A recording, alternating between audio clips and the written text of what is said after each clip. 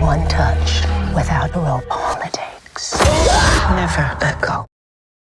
Notre film commence aujourd'hui avec une femme nommée June qui vit dans une maison en bois au milieu de la forêt. Elle se réveille en sursaut à cause d'un cauchemar qu'elle a fait et se met à prier Dieu de protéger ses enfants de tout mal présent dans la forêt. Elle sort de la maison, descend doucement et commence à tâtonner dans l'herbe. À ce moment-là, elle entend un bruit terrifiant près d'elle. Un fantôme apparaît derrière elle, debout sur l'escalier, et tend la main, mais il ne peut pas s'approcher d'elle ni même franchir le seuil de la porte, car elle est bénie. June retourne dans la maison, réveille ses enfants, Sam et Nwan, et leur dit de se préparer car il ne reste que 10 minutes avant le petit déjeuner. Leur chien, Kota, se réveille avec eux, et Sam est le premier à se lever. Il se rend compte qu'il est très en retard. On voit alors que Nolan porte une petite cloche d'alarme attachée à sa jambe.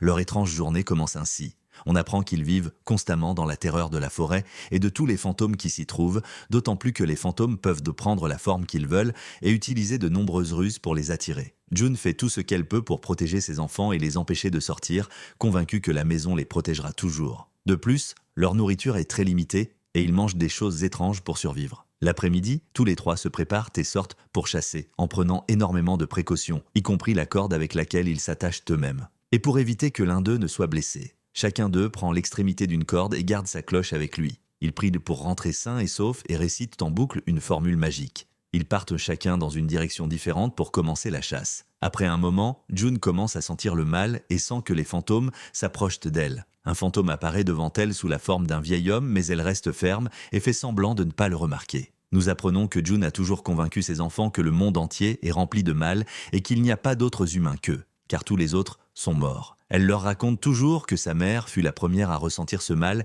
et était certaine qu'il finirait par dominer le monde. Le seul à l'avoir cru était son mari, qui l'a donc emmené avec June pour construire une maison fortifiée au milieu de la forêt afin d'y vivre. Nolan essaie de chasser toute nourriture qu'il trouve, que ce soit des insectes ou des reptiles. Il monte sur un arbre très haut dans l'espoir de trouver des œufs dans un nid, mais il ne trouve que des nids vides. Lorsqu'il redescend au sol, il remarque un œuf un peu plus loin et essaie par tous les moyens de l'atteindre, mais il n'y parvient pas. Il pense alors à détacher la corde pour pouvoir prendre l'œuf.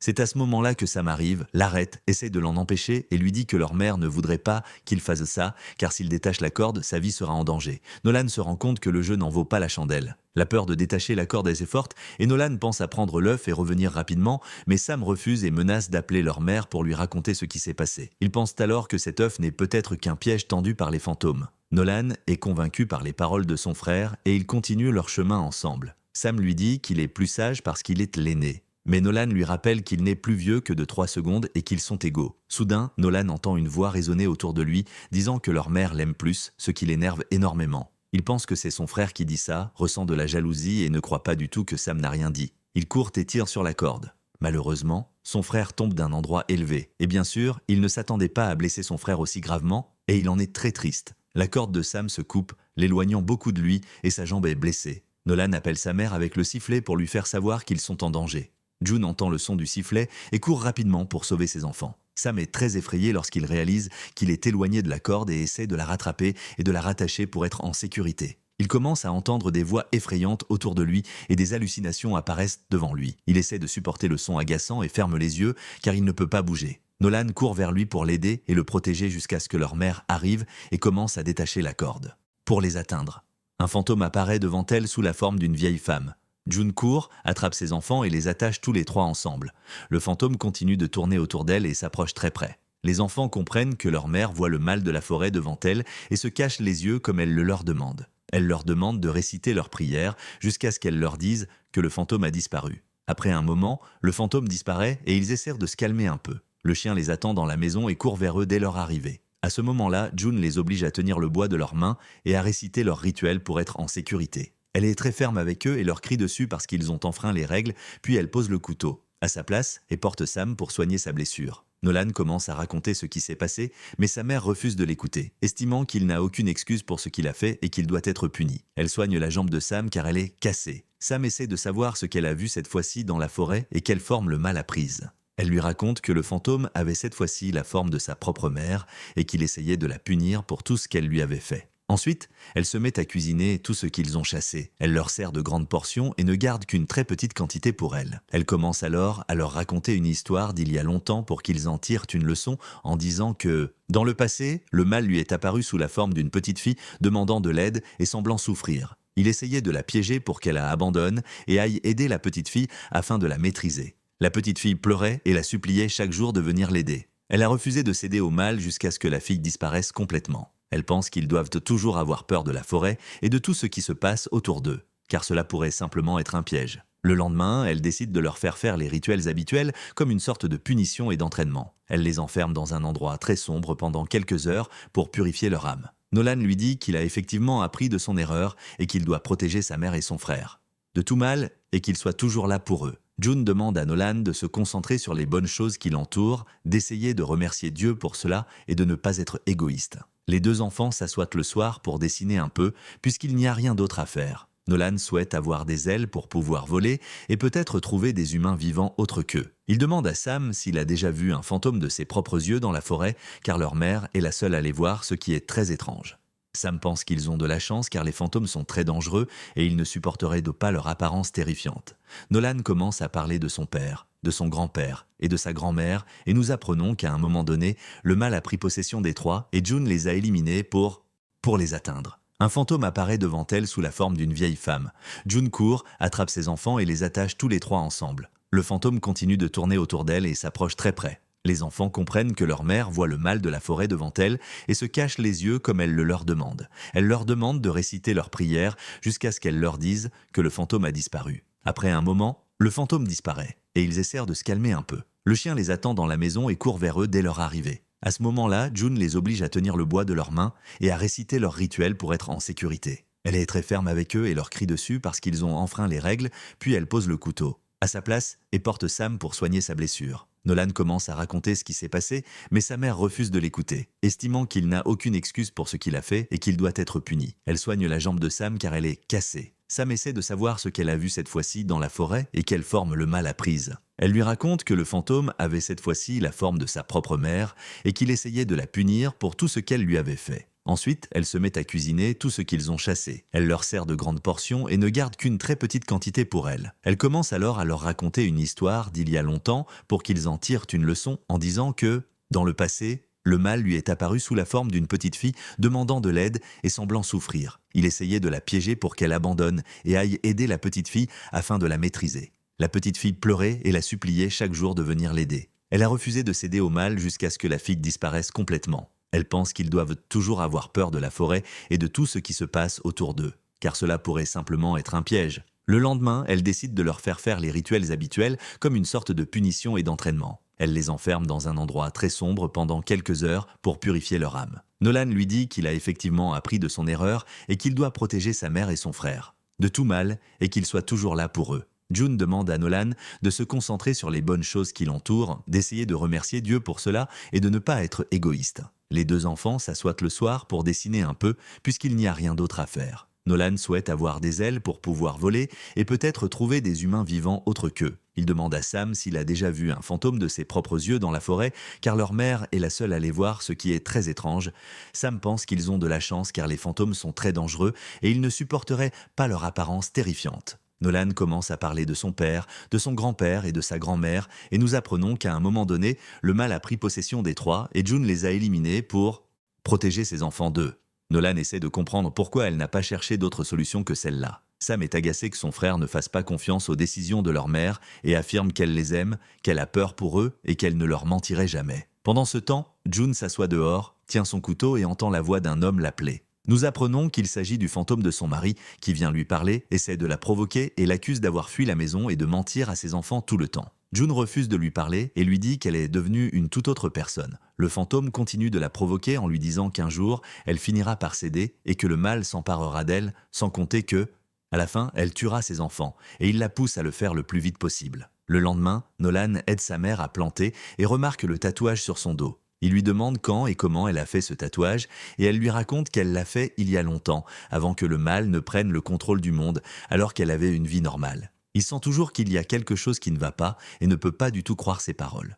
June lui assure qu'ils ont de la chance d'avoir vécu dans cette maison car il serait à mort avec le reste des humains. Nolan essaie de poursuivre la conversation et lui dit qu'il se peut qu'il y ait d'autres personnes encore en vie et qu'ils devraient essayer de sortir de la forêt et de vérifier par eux-mêmes. Il pense que ce serait très heureux dans sa vie s'il trouvait d'autres personnes et sentirait qu'il y a vraiment de la vie. Sa mère se lasse de ses paroles et lui assure qu'il n'y a aucun autre humain à part eux trois, et qu'il ne doit plus penser à cette question. Beaucoup de temps passe et leur situation s'aggrave davantage car la nourriture est presque épuisée. Même l'eau est rare et l'hiver détruit toute leur culture. Un jour, ils décident de jouer un peu de musique sur un vieil instrument car il n'y a aucun autre moyen de divertissement. June leur permet d'utiliser cet instrument une fois par mois pour le conserver plus longtemps. Elle se lève pour danser un peu avec eux, pour changer d'ambiance et les rendre heureux. La nuit, elle a très peur, souffre dans la salle de bain et ne bouge plus du tout, alors court vers lui et le trouve en train de marcher en dormant, alors elle le ramène à son lit et lui attache la cloche à la jambe parce qu'il a oublié de le faire. Le lendemain, elle part chasser seule, se rapproche de loin, essaie de l'attraper et est terrifiée de voir une créature manger un humain devant elle. Elle prend la forme de Nolan cette fois-ci et son apparence est terrifiante, mais la créature finit par s'enfuir. Elle se met à prendre un peu de bois pour le manger car il n'y a plus d'autre nourriture et ils commencent à le faire chaque jour, dépendant du bois des arbres pour se nourrir. La situation devient très difficile pour eux. Soudain, Nolan sent qu'une ombre est passée devant lui et tourne autour de lui. Alors il ressent de la peur et de la terreur. Il se bat et quelqu'un commence à tirer sur sa corde pour l'entraîner. Le sol et s'éloigne beaucoup de l'endroit jusqu'à ce qu'il arrive devant un puits et à ce moment-là, il se réveille soudainement et se retrouve debout dans la forêt devant la maison sans sa corde. Il se rend compte qu'il a encore marché en dormant. Il entend un bruit s'approcher de lui et se calme lorsqu'il voit que c'est son chien. Sa mère l'attrape rapidement et le ramène à la maison. Sam est terrifié de trouver le lit de son frère vide et se lève pour le chercher. Il trouve sa mère en train de refaire les rituels de purification et est puni parce qu'il est sorti dans la forêt sans la corde. Elle l'oblige à répéter sa prière tout le temps où il est enfermé en bas. Le lendemain, Nolan parle à Sam et le convainc qu'ils ont vraiment besoin de nourriture et qu'ils doivent te chercher ailleurs que dans la forêt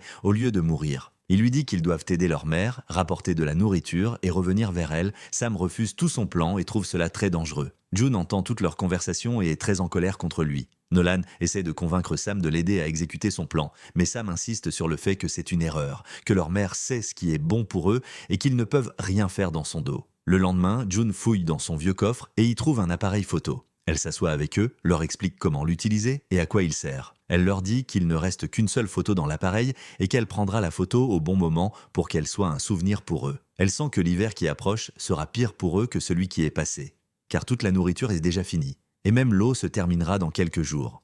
Elle est d'accord avec ses paroles. Nolan sort de la chambre, prend son chien et s'assoit dans un coin en pleurant. June vient le prendre de force, l'emmène dans une autre chambre et pleure, triste de ce qu'elle va faire au chien, car elle aussi l'aime beaucoup, mais elle estime que c'est le seul moyen de sauver la vie de ses enfants. Elle prend une arme et se prépare à en finir. Soudain, Nolan apparaît derrière elle, tient un couteau et la menace de couper la corde affirmant qu'il n'y a pas de mal et qu'elle est le seul mal qui existe entre eux. Il sent qu'elle imagine des choses qui n'existent pas. Il coupe effectivement la corde et l'enferme dans la chambre après avoir pris son chien. June crie et le supplie d'ouvrir la porte et de prendre la corde parce qu'il est en danger et qu'elle l'est aussi. Son frère apparaît derrière lui, les deux se battent et en même temps, June essaie de briser la fenêtre pour sortir. Elle avoue alors qu'elle leur a menti, que c'est elle qui a apporté ce mal dans la forêt et qu'elle n'arrive pas à le contrôler. Elle jure qu'il y a vraiment un mal et qu'il essaie de les blesser. Soudain, elle entend une voix derrière elle, trouve le fantôme de sa mère à nouveau avec un aspect très terrifiant. Il lui parle de manière très provocatrice, l'accusant de lui avoir mis du poison dans la nourriture pour s'en débarrasser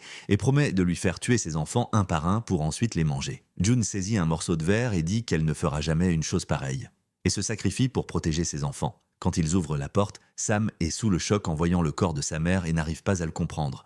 Nolan est en colère contre lui-même car il est la cause de tout ce qui s'est passé. Il prend la corde et se l'attache à nouveau car il sent que les paroles de sa mère étaient de vraies. Après la mort de leur mère, leur situation empire davantage et ils sont sur le point de mourir de faim. Sam sombre dans une dépression et ne quitte plus du tout le lit de sa mère. Il dit à Nolan qu'il entend beaucoup de voix venant de la forêt et qu'il a très peur. Nolan lui assure que ce ne sont que des hallucinations et lui demande de se rassurer, car il ne laissera personne lui faire du mal. Il lui prend la main et récite leur prière avant de manger ensemble. Au matin, Nolan décide de sortir chercher de la nourriture, mais cette fois-ci, il s'accroche fermement à la corde. Il atteint des endroits de la forêt où il n'est jamais allé auparavant et trouve une autoroute. Il espère de tout cœur rencontrer quelqu'un et se met à hurler très fort dans l'espoir que quelqu'un l'entende. Après un moment, ne trouvant aucun espoir, il ramasse quelques affaires pour retourner à la maison. Il monte l'escalier et est sous le choc en trouvant un homme debout devant lui. L'homme commence à lui parler, se présente et lui dit qu'il s'appelle Cole. Il raconte qu'il était en voyage, qu'il a entendu la voix d'un enfant demandant de l'aide il y a peu de temps et qu'il a suivi la voix. Cole est stupéfait par l'apparence du garçon, la maison et son comportement étrange. Nolan sent qu'il ne sait pas comment agir et ne comprend pas si c'est vraiment un humain ou le mal qui a pris cette forme. Il est donc contraint de prendre un risque parce que son frère est malade et a désespérément besoin de nourriture. Il lui dit qu'il est seul avec son frère et qu'ils ont besoin de quoi que ce soit à manger. Cole propose de les emmener, lui et son frère, dans sa voiture à l'endroit où ils veulent aller. Soudain, Sam apparaît avec l'arme de leur mère et menace Cole pensant que c'est le mal. Il rappelle à son frère que c'est une ruse et qu'ils ne doivent pas tomber dans le piège. Il ordonne à Cole de rester immobile et de ne plus bouger. Cole est terrifié et ne comprend pas du tout ce qui se passe. Il essaie de partir et lui demande de baisser l'arme, mais Sam refuse. Nolan dit à Sam que Cole est peut-être un véritable humain et essaie de le convaincre de le laisser tranquille. Sam le laisse partir, mais soudain il change d'avis et tire avec l'arme car il a très peur de lui. Cole est blessé, hurle et s'enfuit loin d'eux. Nolan court après lui, espérant qu'il a de la nourriture sur lui. Ils se réconcilient, mais il a peur de l'apparence du téléphone portable que possède Cole, car c'est la première fois qu'il en voit un. Il attrape le sac pour le prendre, Cole essaie de l'en empêcher, mais n'y parvient pas à cause de sa blessure. Nolan retourne à la maison avec le sac, trouve beaucoup de boîtes de nourriture à l'intérieur et se réjouit. Mais Sam refuse de manger avec lui, convaincu que c'est le mal et que tout ce qui se passe n'est qu'une ruse. Il dit à Nolan qu'il continuera à croire sa mère toute sa vie et qu'il ne veut rien savoir d'autre que ce qu'elle disait. Elle, même s'il doit mourir de faim. Il se réveille au milieu de la nuit car il ne peut plus supporter la faim. Il profite du fait que son frère dort pour chercher la nourriture. Il trouve une photo de Cole avec une petite fille et il semble que ce soit sa fille. Il commence à culpabiliser car Cole pourrait effectivement être un être humain tout à fait normal. Il sort s'asseoir dehors un moment et joue avec la lampe torche qu'il a trouvée. Soudain, il entend quelqu'un bouger dans la pièce à côté de la maison. Il y court et est stressé quand il voit sa mère debout sur ses deux jambes normalement. Dès qu'il ouvre la porte, il retrouve son corps tel qu'il était et l'odeur est terrible. Il court rapidement vers la maison mais trouve la même fille qui était sur la photo debout devant lui.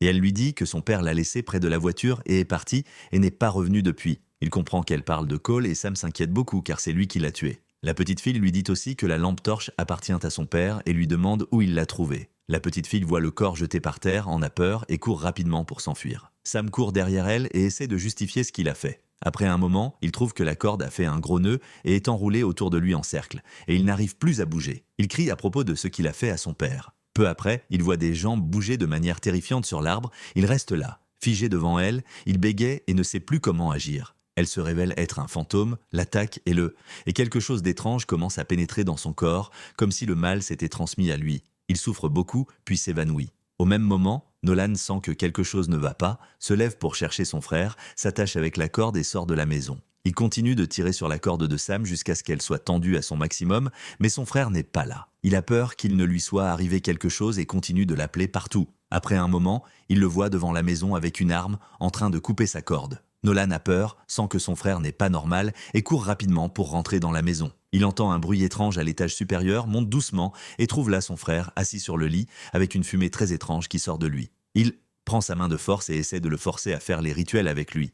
Sam se met très en colère, prend un couteau et essaie de le frapper avec, mais Nolan s'écarte au dernier moment et court rapidement pour entrer dans une autre chambre. Sam l'enferme dans la chambre et commence à mettre le feu à toute la maison. Nolan voit la fumée, sait que sa vie est en danger et voit son frère essayer de s'enfuir par le toit. Il reste à le regarder. Soudain, Nolan voit sa mère qui essaie de l'attirer et de distraire son attention, lui disant qu'elle peut éteindre l'incendie et sauver la maison, mais qu'il doit d'abord venir avec elle. Il est convaincu que ce n'est que du mal et un fantôme qui essaie de le contrôler, rien de plus, et s'enfuit d'elle très rapidement. Au même moment, Sam s'assoit devant la maison et regarde la maison brûler. C'est la dernière image et la maison s'effondre. Il ne reste plus que très peu de choses. Nolan court pour ouvrir la chambre où il était enfermé, piège le fantôme et l'emmène avec lui, puis ferme la porte. Le monstre apparaît sous sa forme terrifiante et Nolan essaie de s'en débarrasser pour toujours. Nolan fait tout ce que sa mère lui a appris pour vaincre ce mal et finit par réussir. La surprise est qu'il voit un avion et des gens venir l'aider et le sauver après que toute la maison a brûlé. Il l'emmène, lui et son frère, à l'hôpital. L'image de Sam reste sur le sol, le mal remplissant ses yeux. Nolan contemple la beauté de la ville depuis le haut et dit qu'ils sont enfin libres. Sam lui répond d'une manière très effrayante et lui dit « Est-ce que tu m'aimes plus ?» C'est ainsi que se terminent les événements de notre film d'aujourd'hui. Attendez-moi pour de nouvelles vidéos et résumés. Salut!